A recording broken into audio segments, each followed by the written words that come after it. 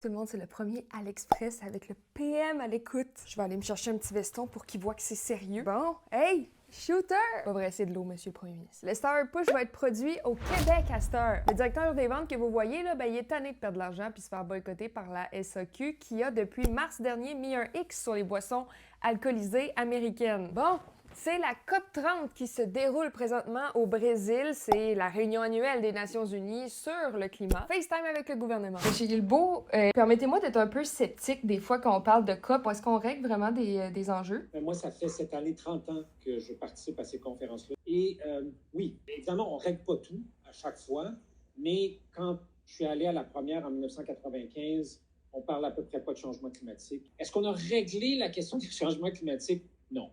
Alors, évidemment, ça va prendre un bout de temps avant de réussir à régler ça. Parlant de notre pays, le Canada n'est plus considéré comme un pays qui a éliminé la rougeole. On parle de plus de 5000 cas au Canada dans la dernière année, alors qu'on en avait moins de 100 par année avant. Tout ça s'inscrit dans une tendance mondiale, on n'est pas les seuls. D'ailleurs, avez-vous la grippe? Parce que ça aussi, ça s'inscrit dans une tendance mondiale. La saison de la grippe sera intense. It could be the worst season in a decade. C'est parce que le vaccin qui est utilisé en ce moment ne serait pas en mesure de combattre une nouvelle souche du virus qui circule actuellement. Mais protégez-vous, le vaccin est quand même efficace pour plein d'autres souches. Au Québec, maintenant, le premier ministre assume pleinement qu'il sera interventionniste. Ça veut dire que l'État québécois va s'impliquer directement dans l'économie. C'est sa réponse face à l'incertitude aux États-Unis. Si on ne fait pas les bons choix dans les prochaines années, le Québec pourrait se retrouver avec un niveau de vie plus bas. Concrètement, on mise sur Hydro-Québec comme moteur central, la défense, aussi les minéraux critiques et beaucoup moins de bureaucratie. Ah, aussi, toujours dans la même lignée de stimuler l'économie, mais cette fois à l'échelle canadienne, mais Mark Carney a annoncé ses grands projets. Vous les voyez rapidement en ce moment.